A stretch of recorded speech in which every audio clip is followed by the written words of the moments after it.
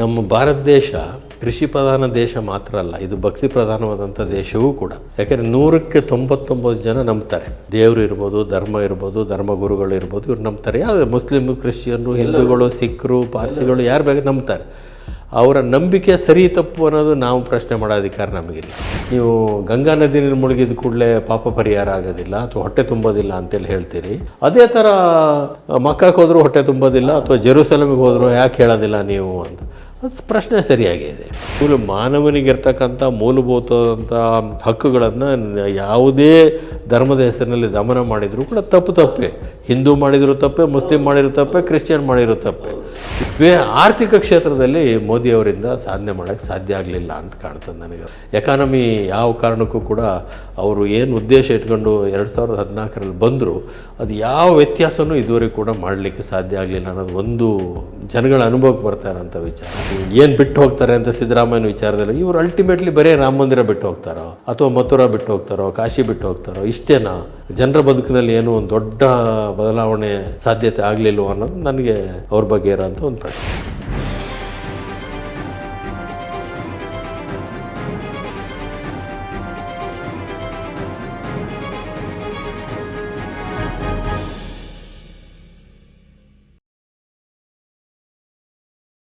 ನೀವು ಕಾಂಗ್ರೆಸ್ನಲ್ಲಿ ಇರೋದರಿಂದ ನನಗೆ ಕೊನೆಯದಾಗಿ ಒಂದು ಕುತೂಹಲ.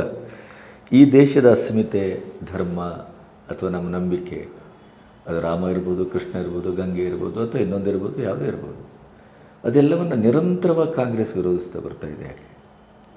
ಅದರಲ್ಲಿ ಒಂದು ನಮ್ಮ ಕಾಂಗ್ರೆಸ್ಸಿನ ಅನೇಕ ಸ್ನೇಹಿತರಿಗೆ ನಾನು ಹೇಳಿದ್ದೇನೆ, ನಿಮ್ಮ ಮುಖಾಂತರ ಹೇಳೋಕ್ಕೊಂದು ಅವಕಾಶ ಸಿಕ್ಕಿದ್ದು ಒಳ್ಳೆಯದಾಯಿತು. ಸಾರ್ವಜನಿಕವಾಗಿ ನಾನು ಹೇಳಿಲ್ಲ, ಇದನ್ನ ಇದುವರೆಗೆ ಹೇಳಬೇಕು ಅಂತಿದ್ದೀನಿ. ನಮ್ಮ ಭಾರತ ದೇಶ ಕೃಷಿ ಪ್ರಧಾನ ದೇಶ ಮಾತ್ರ ಅಲ್ಲ, ಇದು ಭಕ್ತಿ ಪ್ರಧಾನವಾದಂಥ ದೇಶವೂ ಕೂಡ. ಕರೆಕ್ಟ್. ಯಾಕೆಂದರೆ 100ಕ್ಕೆ 99 ಜನ ನಂಬ್ತಾರೆ. ದೇವರು ಇರ್ಬೋದು, ಧರ್ಮ ಇರ್ಬೋದು, ಧರ್ಮಗುರುಗಳು ಇರ್ಬೋದು, ಇವ್ರು ನಂಬ್ತಾರೆ. ಯಾವ ಮುಸ್ಲಿಮ್, ಕ್ರಿಶ್ಚಿಯನ್ರು, ಹಿಂದೂಗಳು, ಸಿಖ್ರು, ಪಾರ್ಸಿಗಳು ಯಾರು ಬೇಕಾದ್ರೆ ನಂಬ್ತಾರೆ. ಅವರ ನಂಬಿಕೆ ಸರಿ ತಪ್ಪು ಅನ್ನೋದು ನಾವು ಪ್ರಶ್ನೆ ಮಾಡೋ ಅಧಿಕಾರ ನಮಗಿಲ್ಲ. ಮೂಢನಂಬಿಕೆಗಳ ವಿರುದ್ಧ ಇಲ್ಲ, ಕರೆಕ್ಟು. ಆದರೆ ಆ ನಂಬಿಕೆಗಳನ್ನೇ ಪ್ರಶ್ನೆ ಮಾಡುವಂಥ ರೀತಿಯಲ್ಲಿ ನಡವಳಿಕೆ ಮಾಡೋದಿದೆಯಲ್ಲ, ಅದು ಪೊಲಿಟಿಕಲಿ ನಮಗೆ it has costed Congress also. ಅದರಲ್ಲಿ ಎರಡನೇ ಮಾತಿಲ್ಲ. ಅದನ್ನು ಭಾಳ ನಯವಾಗಿ ಬೇರೆ ರೀತಿಯಲ್ಲಿ ಅದನ್ನು ಸಮಾಜ ಸುಧಾರಕರು ಅದನ್ನು ಕೆಲಸ ಮಾಡಬೇಕೇ ಹೊರತಾಗಿ, ಈಗ ಹಿಂದೂ ಮುಖ್ಯಧಾರೆಯಿಂದ ಹೊರಗೆ ಬಂದರು ಅಥವಾ ಅವರೇ ಈ ಜೈನ ವಿಚಾರಧಾರೆ ಇರ್ಬೋದು, ಬೌದ್ಧ ವಿಚಾರಧಾರೆ ಇರ್ಬೋದು, ಲಿಂಗಾಯತ್ ವೀರಶೈವ ವಿಚಾರಧಾರೆ ಇರ್ಬೋದು, ಸಿಖ್ ವಿಚಾರಧಾರೆ ಇವೆಲ್ಲವೂ ಕೂಡ ಮೂಲ ಒಂದಿದ್ರಿಂದ ಹೊರಗೆ ಬಂದಂಥವೆ. ಅಂದರೆ ಅವ್ರು ಮಾಡ್ಬೋದು ಅದನ್ನ ಸುಧಾರಣೆಗಳನ್ನ, ಬದಲಾವಣೆಗಳು. ನಾರಾಯಣ ಗುರುಗಳು ಅದನ್ನ ಮಾಡಿರೋಂಥದ್ದು, ಇವರೆಲ್ಲ ವಿವೇಕಾನಂದ, ರಾಮಕೃಷ್ಣ ಪರಮಹಂಸ ಮಾಡಿರೋಂಥದ್ದು, ಇದೆಲ್ಲ ಇದ್ದಾವೆ. ಹಾಗಾಗಿ ಕಾಂಗ್ರೆಸ್ನವ್ರಿಗೆ ನಾನೊಂದು ಹೇಳಬೇಕು, ಅಥವಾ ಎಲ್ಲ ರಾಜಕೀಯ ಪಕ್ಷದವ್ರಿಗೆ ನಾನು ಹೇಳೋದು, ವಿಶೇಷವಾಗಿ ಕಾಂಗ್ರೆಸ್ನವರಿಗೆ, ಅಂದರೆ ಭಾರತ ಕೃಷಿ ಪ್ರಧಾನ ಮಾತ್ರ ಅಲ್ಲ, ಭಕ್ತಿ ಪ್ರಧಾನ ದೇಶವೂ ಕೂಡ. ಆ ಭಕ್ತಿಯನ್ನು ತಪ್ಪುವಂಥ ಅಂಧಭಕ್ತಿಯನ್ನು ಪ್ರಶ್ನೆ ಮಾಡ್ಬೋದು ಅಂತ ಆ ಭಕ್ತಿಯನ್ನು ಪ್ರಶ್ನೆ ಮಾಡೋಕ್ಕೆ ಸಾಧ್ಯ ಇಲ್ಲ. ಹಾಗೆ ಈ ಒಂದು ಭಾವನೆ ಬಂದಿರೋಂಥದ್ದು ನಿಜ. ಈ ಬಗ್ಗೆ ಹೌದು, ಇವರೇನೋ ಬೇರೆ ರೀತಿಯಲ್ಲಿ ರಾಜಕಾರಣ ಮಾಡ್ತಾ ಇದ್ದಾರೆ, ಅಪೀಸ್ಮೆಂಟ್ ಪಾಲಿಟಿಕ್ಸ್ ಮಾಡ್ತಾ ಇದ್ದಾರೆ ಅಂತಕ್ಕಂಥ ಅಭಿಪ್ರಾಯ ಬಂದಿದೆ. ಅದರಲ್ಲಿ ಏನಿರಬೇಕು ಅಂತೇಳಂದರೆ, ಈಗ ಮೊನ್ನೆ ಯಾರೋ ನನ್ನ ಕೇಳಿದರು, ನೀವು ಗಂಗಾ ನದಿ ನೀರು ಮುಳುಗಿದ ಕೂಡಲೇ ಪಾಪ ಪರಿಹಾರ ಆಗೋದಿಲ್ಲ ಅಥವಾ ಹೊಟ್ಟೆ ತುಂಬೋದಿಲ್ಲ ಅಂತೇಳಿ ಹೇಳ್ತೀರಿ. ಅದೇ ಥರ ಮಕ್ಕಕ್ಕೆ ಹೋದರೂ ಹೊಟ್ಟೆ ತುಂಬೋದಿಲ್ಲ ಅಥವಾ ಜೆರೂಸಲಮಿಗೆ ಹೋದರೂ ಯಾಕೆ ಹೇಳೋದಿಲ್ಲ ನೀವು ಅಂತ. ಅದು ಪ್ರಶ್ನೆ ಸರಿಯಾಗಿದೆ, ಪ್ರಶ್ನೆಯಲ್ಲಿ ಏನು ತಪ್ಪಿಲ್ಲ. ಅಥವಾ ಗುರುದ್ವಾರಕ್ಕೆ ಹೋದ್ರೆ ಹೊಟ್ಟೆ ತುಂಬೋದಿಲ್ಲ ಅಂತ ಯಾಕೆ ಹೇಳೋದಿಲ್ಲ ನೀವು ಅಂತಕ್ಕಂಥದ್ದು ಪ್ರಶ್ನೆ ಇದೆ, ಅದು ಸರಿಯಾಗೇ ಇದೆ. ಆದರೆ ಅಲ್ಲೂ ಕೂಡ ನೀವು ಯಾವುದಾದ್ರು ಒಂದನ್ನು ಟೀಕೆ ಮಾಡಿದಾಗ, ಈಗ ತಾಲಿಬಾನ್ ಚಟುವಟಿಕೆಗಳು ಪ್ರಶ್ನೆ ಮಾಡಲೇಬೇಕು. ತಾಲಿಬಾನ್ ಉದ್ದೇಶಗಳು ಅಥವಾ ಅವ್ರ ನಡವಳಿಕೆ ರೀತಿ ಇದೆಯಲ್ಲ, ಅಫ್ಘಾನಿಸ್ತಾನದಲ್ಲಿ ಇವತ್ತು ಅವ್ರು ಮಾಡ್ತಾ ಇರೋಂಥದ್ದು, 10 ವರ್ಷದ ನಂತರ ಹೆಣ್ಣುಮಕ್ಕಳು ಓದಂಗಿಲ್ಲ, ಕೆಲಸಕ್ಕೆ ಹೋಗೋಂಗಿಲ್ಲ, ಒಬ್ಬಳೇ ತಿರುಗಾಡೋಂಗಿಲ್ಲ, ಈ ಥರ ಇಲ್ಲ. ಅಥವಾ ಅರಬ್ ದೇಶಗಳಲ್ಲಿ ಹೆಣ್ಣುಮಕ್ಕಳು ಡ್ರೈವ್ ಮಾಡೋಂಗಿಲ್ಲ, ಅವ್ರಿಗೆ ಓಟ್ ಇಲ್ಲ, ಇನ್ನೊಂದಿಲ್ಲ, ಈ ಥರದ್ದು ಇದೆಯಲ್ಲ, ಇದನ್ನು ಪ್ರಶ್ನೆ ಮಾಡಲೇಬೇಕು. ಮಾನವನಿಗಿರ್ತಕ್ಕಂಥ ಮೂಲಭೂತವಾದಂಥ ಹಕ್ಕುಗಳನ್ನು ಯಾವುದೇ ಧರ್ಮದ ಹೆಸರಿನಲ್ಲಿ ದಮನ ಮಾಡಿದರೂ ಕೂಡ ತಪ್ಪೇ. ಹಿಂದೂ ಮಾಡಿದರೂ ತಪ್ಪೇ, ಮುಸ್ಲಿಂ ಮಾಡಿರೋ ತಪ್ಪೇ, ಕ್ರಿಶ್ಚಿಯನ್ ಮಾಡಿರೋ ತಪ್ಪೇ. ಇದನ್ನು ನಾವು ಹೇಳಿದಾಗ ಜನ ಒಪ್ತಾರೆ. ಅದನ್ನ ಅದಿಲ್ಲದೆ ಬರೀ ಒಂದ್ರದ್ದು ಹೇಳಿದೆ. ಅದೇ ಸಂದರ್ಭದಲ್ಲಿ ಅದನ್ನೇ ಆಧಾರವಾಗಿ ಇಟ್ಕೊಂಡು ಅದನ್ನೇ ಎಕ್ಸ್ಪ್ಲಾಯ್ಟ್ ಮಾಡ್ಕೊಂಡು ಅದನ್ನು ವೋಟ್ ಬ್ಯಾಂಕಾಗಿ ಕನ್ವರ್ಟ್ ಮಾಡೋದು, ಮೈನಾರಿಟಿ ಅಪೀಸ್ಮೆಂಟ್ ಮಾಡಿರೋ ತಪ್ಪೇ, ಮೆಜಾರಿಟಿ ಅಪೀಸ್ಮೆಂಟ್ ಮಾಡಿದ್ರು ತಪ್ಪೆ. ಪ್ರತಿಯೊಂದನ್ನು ಕೂಡ ರಾಜಕೀಯ ಲಾಭ ದೃಷ್ಟಿಯಿಂದಲೇ ಮಾಡೋದು, ಅದು ಕೂಡ ತಪ್ಪೆ. ಈಗ ರಾಮ ಮಂದಿರ ಆಗಬೇಕಾಗಿತ್ತು, ಆಯಿತು, ಅದೇನು ತಪ್ಪಿಲ್ಲ ಅದರಲ್ಲಿ. ಆದರೆ ಅದರದ್ದೆಲ್ಲವೂ ಕೂಡ ನಾವಿಲ್ಲದೆ ಹೋದ್ರೆ ಆಗ್ತಾ ಇರಲಿಲ್ಲ ಅಂತ ಒಂದೇ ಹೇಳ್ಬೇಕು ನಮಗೆ. ಈ ದೇಶ ಸ್ವತಂತ್ರಗೊಳ್ಳೋಕ್ಕಿಂತ ಮುಂಚೆ, ಈ ದೇಶದಲ್ಲಿ ರಾಜಕಾರಣಿಗಳು ಬರೋಕ್ಕಿಂತ ಮುಂಚೆ, ಈ ದೇಶದಲ್ಲಿ ಕಾನ್ಸ್ಟಿಟ್ಯೂಷನ್ ಬರೋಕ್ಕಿಂತ ಸಾವಿರಾರು ವರ್ಷಗಳಿಂದ ಮುಂಚೆ ಧರ್ಮಗಳು ಮತ್ತೊಂದು ಇದ್ದಾವೆ, ಆಡಳಿತಗಳು ಇದ್ದಾವೆ. ಹಾಗೆ ನಮ್ಮಿಂದಲೇ ಧರ್ಮ ಉಳಿತು ಅಂತಕ್ಕಂಥದ್ದು ಏನಿಲ್ಲ. ಇದರಲ್ಲಿ ಭಾಳ ಜನ ಇದನ್ನು ಸುಧಾರಣೆ ಬದಲಾವಣೆ ಮಾಡೋಕ್ಕೆಲ್ಲ ರಾಮ ಇರ್ಬೋದು, ಕೃಷ್ಣ ಇರ್ಬೋದು ಆದರ್ಶ ಯಾಕಾದರು ಅಂದರೆ ಅವರ ಸಿದ್ಧಾಂತಗಳಿಂದಾಗಿ, ಅವರ ನಿಲುವುಗಳಿಂದಾಗಿ, ಅವರ ತತ್ವಗಳಿಂದಾಗಿ, ಆ ಸಂದರ್ಭಗಳನ್ನು ಅವರು ನಿರ್ವಹಣೆ ಮಾಡಿದಂಥ ರೀತಿಗಳಿಂದಾಗಿ ಅವರು ದೊಡ್ಡವರಾಗಿ ಇದೆಲ್ಲ ಆಗಿದ್ದಾರೆ. ಈಗ ನಮ್ಮಲ್ಲೇ ಈಗ ನಮ್ಮ ಭಾಳ ಅಂದರೆ ನನ್ನ ಅಜ್ಜನ ಹೆಸರು, ಅವರ ತಂದೆ ಹೆಸರು ನನಗೆ ಗೊತ್ತಿರ್ಬೋದು. ಇನ್ನು 3-4 ತಲೆಮಾರು ಹಿಂದೂ ನನಗೆ ಗೊತ್ತಿಲ್ಲ, ಆದರೆ ರಾಮ ಕೃಷ್ಣ ಎಲ್ರಿಗೂ ಗೊತ್ತಿಲ್ಲ. ಇದು ವಾಸ್ತವ. ಇದನ್ನು ಅರ್ಥ ಮಾಡ್ಕೋಬೇಕು ನಾವು. ಅವ್ರ ವಾಸ್ತವ ಯಾಕಾದರೂ ಅಂದರೆ ಎಲ್ಲ ಕಾಲಕ್ಕೂ ಕೂಡ ಅವರ ಕೆಲವು ಆದರ್ಶಗಳನ್ನ ಬಿಟ್ಟು ಹೋದಂಥ ಕಾರಣಕ್ಕೋಸ್ಕರನೇ, ಇದು ಇರೋ ಕಾರಣಕ್ಕೋಸ್ಕರ ಅದೇ ಕ್ರಿಶ್ಚಿಯಾನಿಟಿಗೂ ಅದೇ ಅಪ್ಲೈ ಆಗ್ತದೆ, ಇಸ್ಲಾಮಿಗೂ ಅದೇ ಅಪ್ಲೈ ಆಗ್ತದೆ. ಅದರ ಹೆಸರಲ್ಲಿಗೆ ನಡೀತಕ್ಕಂಥ ಕೆಲವು ಹಕ್ಕುಗಳನ್ನು ದಮನ ಮಾಡ್ತಕ್ಕಂಥದ್ದನ್ನ ಧರ್ಮಾತೀತವಾಗಿ ಅಥವಾ ಮತಾತೀತವಾಗಿ ಅದನ್ನು ವಿಮರ್ಶೆ ಮಾಡೋದು ಸರಿಯಾದಂಥ ನಿಲುವು. ಒಂದನ್ನೇ ಮಾಡೋದ್ರಿಂದ ತಪ್ಪೋದು, ಅದು ಸರಿ ಹೋಗೋದಿಲ್ಲ ಅದಕ್ಕೆ. ಹಾಗಾಗಿ ರಾಜಕಾರಣದಲ್ಲಿರೋರು ತಿಳ್ಕೊಳ್ಬೇಕಾಗಿರೋದು, ಇಲ್ಲಿ ಭಕ್ತಿಯೂ ಕೂಡ ಈ ದೇಶದ ಒಂದು ಅವಿಭಾಜ್ಯ ಅಂಗವಾಗಿ ಉಳ್ಕೊಂಡು ಬಂದಿದೆ ಸಾವಿರಾರು ವರ್ಷಗಳಿಂದ. ಅದಕ್ಕೆ ಧಕ್ಕೆ, ಅವರ ಶ್ರದ್ಧೆ ಭಕ್ತಿ ನಂಬಿಕೆಗಳಿಗೆ ಧಕ್ಕೆ ಬಾರದೇ ಇರೋಂಥ ರೀತಿಯಲ್ಲಿ ನಮ್ಮ ಸಾರ್ವಜನಿಕ ಬದುಕನ್ನು ರೂಪಿಸ್ಕೊಳ್ಬೇಕು. ನನ್ನ ಕೊನೆಯ ಪ್ರಶ್ನೆ, ಈ 10 ವರ್ಷ ಆಗಿ ಮತ್ತೆ ಮುಂದುವರೆದ ಮೋದಿಯವರ ಆಡಳಿತದ ಬಗ್ಗೆ ಏನು? ಮೋದಿಯವರದ್ದು ನಾನು ಅವ್ರ ಬಗ್ಗೆ ಮೆಚ್ಚುಗೆ ಮಾತು ನಾನು ಹೇಳಬೇಕು ಅಂದರೆ, ಸಾಮಾನ್ಯ ಕುಟುಂಬದಿಂದ ಬಂದವನು ಒಬ್ಬರೂ ಕೂಡ ಇಷ್ಟು ಎತ್ತರಕ್ಕೆ ಏರ್ಬೋದು ಅನ್ನೋದನ್ನ ತೋರಿಸ್ಕೊಟ್ರು. ಆಮೇಲೆ ಅವರ ಸಿದ್ಧಾಂತವನ್ನು ಒಪ್ಪೋದು ಬಿಡೋದು ಬೇರೆ ಪ್ರಶ್ನೆ, ಅದನ್ನು ಓಟ್ಗಳಾಗಿ ಕನ್ವರ್ಟ್ ಮಾಡಲಿಕ್ಕೆ ಅವ್ರು ಪಟ್ಟಂಥ ಪರಿಶ್ರಮ ಮತ್ತು ಅದಕ್ಕೆ ಜನಗಳನ್ನು ಒಲಿಸ್ಕೊಳ್ಳೋಂಥ ರೀತಿ. ಇಂದಿರಾ ಗಾಂಧಿಯವರು ಜನರ ಬದುಕಿನ ವಿಚಾರಗಳನ್ನ ಮುಂದೆ ಇಟ್ಟು ಜನಗಳನ್ನ ಒಲಿಸ್ಕೊಂಡ್ರು. ಇವರು ಜನಗಳ ಭಾವನೆಗಳನ್ನು ಮುಂದಿಟ್ಕೊಂಡು ಅದನ್ನು ಒಲಿಸ್ಕೊಂಡ್ರು. ಅವ್ರ ತಂತ್ರಗಳು ಬೇರೆ ಬೇರೆ ಇರ್ಬೋದು. ಆದರೆ ಮೋದಿಯವರಿಗೆ ಒಂದೇನಾಗ್ತಾಯಿದೆ ಅಂತೇಳಂದರೆ, ಈಗ ನನಗೆ ಫ್ರ್ಯಾಂಕಾಗಿ ಹೇಳಬೇಕು ಅಂದರೆ, ಒಂದು ರೀತಿಯ ಎಲ್ಲೋ ಎಲೆಕ್ಟರಲ್ ಆಟೋಕ್ರಸಿ ಬರ್ತಾ ಇದೆಯೇನೋ ಅಂತ ಅನ್ನಿಸ್ತಾ ಇದೆ ನನಗೆ. ಎಲೆಕ್ಷನ್ ಮುಖಾಂತರನೇ ಗೆದ್ದು ಬರ್ತಾರೆ, ಆದರೆ ಆಟೋಕ್ರೆಟಿಕ್ ಆಗಿ ಸರ್ವಾಧಿಕಾರಿಗಳಾಗ್ತಾರೆ. ಇಂದಿರಾ ಗಾಂಧಿಯವ್ರ ಮೇಲೆ ಅದೇ ರೀತಿ ಆರೋಪ ಇತ್ತು. ಈಗ ಇವ್ರ ಮೇಲೂ ಅದೇ ರೀತಿ ಆರೋಪ ಬರಲಿಕ್ಕೆ ಪ್ರಾರಂಭ, ಬೇರೆ ಯಾರಿಗೂ ಕೂಡ ಧ್ವನಿಯೇ ಇಲ್ಲದೆ ಇರೋಂಥ ಒಂದು ಸ್ಥಿತಿ ನಿರ್ಮಾಣ ಆಗಿದೆ ಅಂತ ಹೇಳಿದೆ. ಆದರೆ ಕೆಲವು ಕಾರ್ಯಕ್ರಮಗಳದ್ದು ಉದ್ದೇಶ ಚೆನ್ನಾಗಿದೆ, ಇಲ್ಲ ಅಂತ ನಾನು ಹೇಳೋಕ್ಕಾಗೋದಿಲ್ಲ.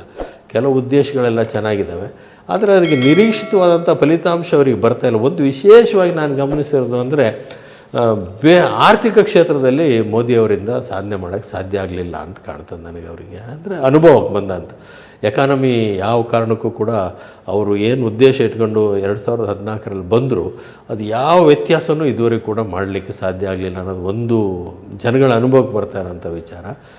ಎರಡನೇದು, ಕೆಲವರಿಗೆ ಶ್ರೀಮಂತರಿಗೆ ಭಾಳ ವಿಪರೀತವಾದಂಥ ಅವಕಾಶಗಳು ಸಿಗ್ತಾ ಹೋಗ್ತಾ ಇದ್ದು, ಒಂದು ಮಧ್ಯಮ ವರ್ಗ ಅಂತಕ್ಕಂಥದ್ದು ಇವತ್ತು ಎಲ್ಲಿ ಒಂದೋ ಬಡವರಾಗ್ತಾ ಇರುತ್ತೆ ಅಂತ ಒಂದು ಸ್ಥಿತಿಗೆ ಬರ್ತಾ ಇದೆಯೋ ಅಂತ, ಅಥವಾ ಎರಡೇ ವರ್ಗ ಸೃಷ್ಟಿಯಾಗಂಥ ಬಡವರು ಮತ್ತು ಶ್ರೀಮಂತರ ವರ್ಗ ಸೃಷ್ಟಿಯಾಗ್ತಾ ಇರೋ ಒಂದು ಅಭಿಪ್ರಾಯ ಬರ್ತಾ ಇದೆ.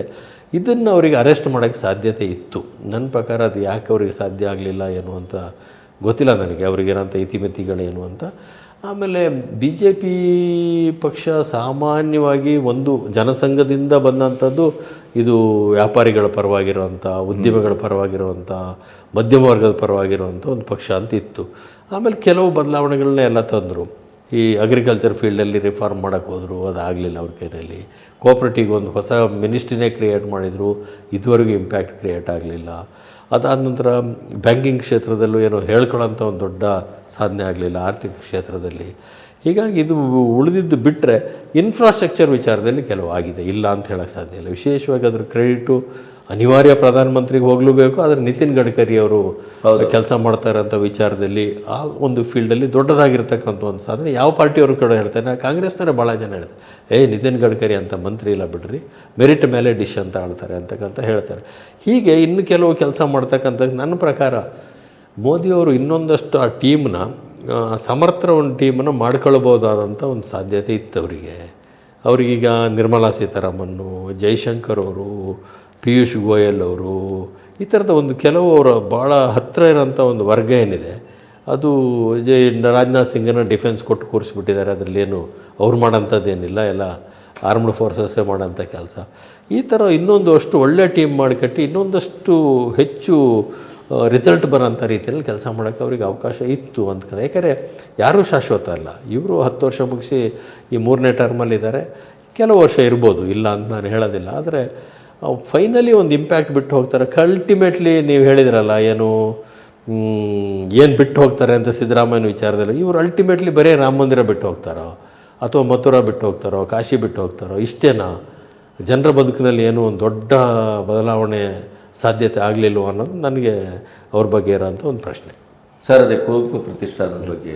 ರಾಷ್ಟ್ರಕವಿ ಕುವೆಂಪು ಪ್ರತಿಷ್ಠಾನದ ಅಧ್ಯಕ್ಷನಾಗಲಿಕ್ಕೆ ನನಗೆ ಆಕಸ್ಮಿಕವಾಗಿ ಅವಕಾಶ ಸಿಕ್ಕಿದ್ದು.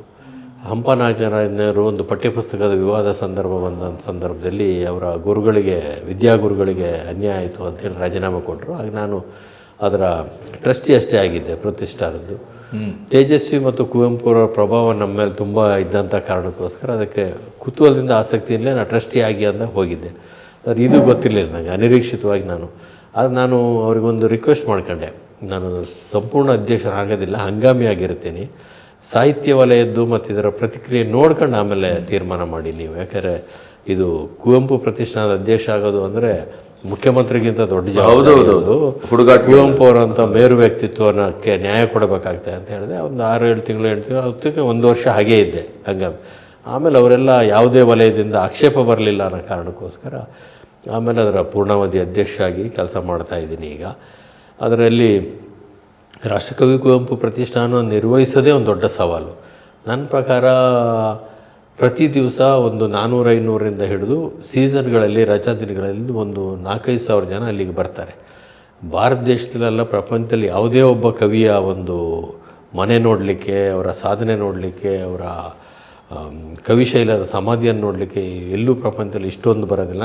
ಶೇಕ್ಸ್ಪಿಯರ್ ಬಗ್ಗೆ ಒಂದು ಕೇಳಿದ್ದೀನಿ, ನೋಡಿದ್ದೀನಿ ನಾನು. ಅಲ್ಲಿ ಸ್ವಲ್ಪ ಹೋಗ್ತಾರೆ, ಅಲ್ಲಿ ಥಿಯೇಟ್ರ್ ಆ್ಯಕ್ಟಿವಿಟಿ ಅದೆಲ್ಲ ನಡೀತಾ ಇರ್ತಾರೆ ಡೈಲಿ ರೆಗ್ಯುಲರ್ ಆಗಿ, ಆ ಥರ ಇರ್ತದೆ. ಬಟ್ ಅಷ್ಟು ಜನ ಬರ್ತಾರೆ, ಅದು ನಿಭಾಯಿಸೋದು ಒಂದು ದೊಡ್ಡ ಕೆಲಸ. ಅದಕ್ಕೊಂದು ಒಳ್ಳೆ ಟೀಮ್ ಅಲ್ಲಿದೆ, ಅವರೆಲ್ಲ ಮಾಡ್ತಾರೆ. ಕಡದಾಳ್ ಪ್ರಕಾಶ್ ಸೆಕ್ರೆಟರಿ ಆಗಿ ಕಂಪ್ಲೀಟ್ ಡೆಡಿಕೇಟ್ ಆಗಿ ಅಲ್ಲಿ ಕೆಲಸ ಮಾಡ್ತಾರೆ. ಇನ್ನೊಂದಷ್ಟು ಜನ ಸಿಬ್ಬಂದಿ ಕೂಡ ಭಾಳ ವರ್ಷದಿಂದ ಇದ್ದಾರೆ ಅಲ್ಲಿ ನಿರಂತರವಾಗಿ ಕುವೆಂಪು ಸಾಹಿತ್ಯಕ್ಕೆ ಸಂಬಂಧಪಟ್ಟ ಹಾಗೆ ಬೇರೆ ಬೇರೆ ಆ ವಿಚಾರದಲ್ಲಿ ನಂಬಿಕೆ ಇರೋರಿಗೆ ಆ ಚಟುವಟಿಕೆಗಳು ನಿರಂತರವಾಗಿ ನಡೀತವೆ. ಇದು ಬರೀ ಕುಪ್ಪಳ್ಳಿ ಭಾಳ ದೂರ ಬೆಂಗಳೂರಿಂದ ಹೋಗೋದು ಕಷ್ಟ ಅನ್ನೋ ಕಾರಣಕ್ಕೆ ಬೆಂಗಳೂರಲ್ಲಿ ನಾವು ಒಂದೇನಾದರೂ ಅದಕ್ಕೆ ಮಂತ್ರಮಾಂಗಲ್ಯದ ಮದುವೆ ನಡೀಲಿಕ್ಕೆ, ಈ ರೀತಿಯ ಒಂದು ಚರ್ಚೆ, ಬುಕ್ಕು ರಿಲೀಸು, ಸಂವಾದಗಳು ನಡೀಲಿಕ್ಕೆ ಒಂದು ಅವಕಾಶ ಆಗಬೇಕು ಅಂತ ವಿಶ್ವೇಶ್ವರಯ್ಯ ಲೇಔಟಲ್ಲಿ ನಮಗೊಂದು ಜಾಗ ಕೊಟ್ಟಿದ್ದರು ಹಿಂದೆಯೇ BDN ಅವರು. ಅದನ್ನು ಈ ವರ್ಷದಿಂದ ನಾವು ಅದನ್ನ ಅಲ್ಲೊಂದು ಆಡಿಟೋರಿಯಮು ಅಥವಾ ಈ ರೀತಿಯ ಚಟುವಟಿಕೆಗೆ ಯೋಗ್ಯವಾದಂಥ ಒಂದು ಸಣ್ಣ ಪ್ರಮಾಣದಲ್ಲಿ ಕಟ್ಟಿ ಕುವೆಂಪು ಅವರ ವಿಚಾರದ ಬಗ್ಗೆ ನಿರಂತರವಾಗಿ ಬೆಂಗಳೂರಿನಲ್ಲಿ ಚರ್ಚೆ ನಡೀಬೇಕು ಅನ್ನೋ ವಿಚಾರದಲ್ಲಿ ಅದೊಂದು ಪ್ರಯತ್ನ ಮಾಡ್ತಾಯಿದ್ವಿ. ಜೊತೆಗೆ ಕುವೆಂಪು ಅವರ ಸಾಹಿತ್ಯವನ್ನು, ಅವರ ವಿಚಾರವನ್ನು ರಾಜ್ಯದ ಎಲ್ಲ ಭಾಗಗಳಿಗೆ ತಲುಪಿಸ್ಬೇಕು ಅಂತ ಎಲ್ಲ ಶಾಲಾ, ಕಾಲೇಜು, ಯೂನಿವರ್ಸಿಟಿಗಳಲ್ಲೂ ಬಗ್ಗೆ ಅದರ ಬಗ್ಗೆ ಚರ್ಚೆ, ಸಂವಾದಗಳು ಕೂಡ ಪ್ರಾರಂಭ ಮಾಡಿದ್ವಿ. ಅದನ್ನು ಇನ್ನೂ ಕೂಡ ಒಂದಷ್ಟು ವಿಸ್ತರಿಸಬೇಕು ಅಂತಕ್ಕಂಥದ್ದಿದೆ.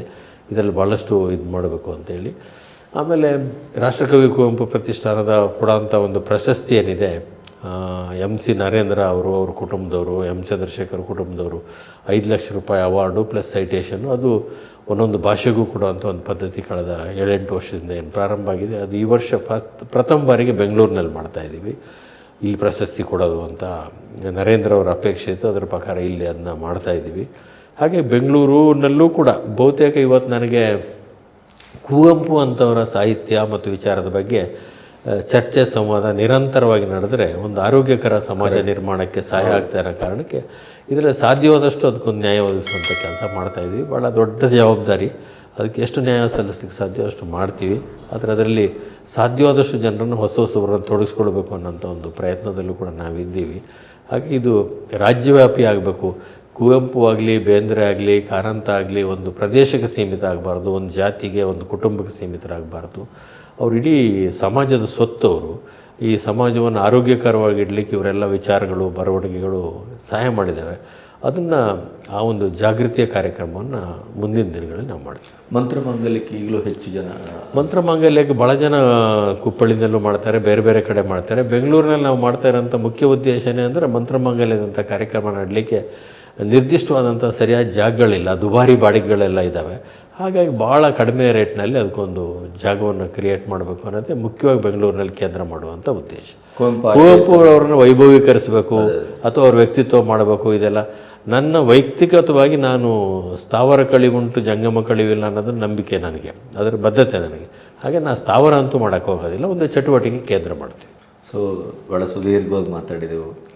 ತುಂಬ ತುಂಬ ಧನ್ಯವಾದಗಳು. ಅದರ ಜೊತೆಗೆ ನೀವೊಂದು ಮಾದರಿ ರಾಜಕಾರಣಿಯಾಗಿ ಈಗ ಬರುವ ತಲೆಮಾರಿಗಾದರೂ ನಿಮ್ಮ ಸ್ಫೂರ್ತಿ ಅದು ಹರಿಯಲಿ ಅಂತ ಆಶಿಸ್ತೇನೆ ಸರ್. ನಾನೇ ಮಾದರಿ ಅಂದ್ಕೊಳ್ಳೋದಿಲ್ಲ, ಬಟ್ ಆದರೆ ಆತ್ಮಸಾಕ್ಷಿಗೆ ಅನುಗುಣವಾಗಿ ಏನು ಮಾಡಬೇಕು ಅದು ಮಾಡ್ತಾಯಿದ್ದೆ. Thank you. ಅವಕಾಶಕ್ಕಾಗಿ ಧನ್ಯವಾದ. ನಾನು ಇಷ್ಟು ಸುದೀರ್ಘ ಇಂಟ್ರ್ಯೂ ಮಾಡೋಂಥ ದೊಡ್ಡ ಸಾಧನೆ ಮಾಡೋನು ಏನೂ ಅಲ್ಲ, ಆದರೂ ಕೂಡ ನೀವು ಕೆಲವು ಚರ್ಚೆಗಳನ್ನ ನಾನು ನೋಡ್ತಾ ಇರ್ತೀನಿ, ನಿಮ್ಮದು ಫಾಲೋ ಮಾಡ್ತಾ ಇರ್ತೀನಿ. ಕೆಲವ್ರ ಬಗ್ಗೆ ಭಾಳ ನಿರ್ಬಿಡೆಯಿಂದ ನಿಷ್ಠುರವಾಗಿ ಮಾತಾಡಿರೋದು ಕೇಳಿದ್ದೀನಿ ನಾನು. ಚಲನಚಿತ್ರ ಕ್ಷೇತ್ರ ಇರ್ಬೋದು, ಬೇರೆ ಬೇರೆ ಕ್ಷೇತ್ರದಲ್ಲಿ ಎಲ್ಲರೂ ನೀವು ನಿರ್ಭಯವಾಗಿ ವಿಮರ್ಶೆಗೆ ಒಳಪಡಿಸ್ತೀರಿ. ಅದು ನನ್ನ ಪ್ರಕಾರ ಇವತ್ತಿನ ಒಂದು ಪತ್ರಿಕಾ ಕ್ಷೇತ್ರಕ್ಕೆ ಅವಶ್ಯಕ. ದೃಶ್ಯ ಮಾಧ್ಯಮ ಇರಲಿ, ಮುದ್ರಣ ಮಾಧ್ಯಮ ಇರಲಿ, ಅದರ ಕೊರತೆ ಇತ್ತು. ಅದನ್ನ ಸ್ವಲ್ಪ ಮಟ್ಟಿಗಾರು ನೀವು ತುಂಬ್ತಾ ಇದ್ದೀರಿ. ಧನ್ಯವಾದಗಳು.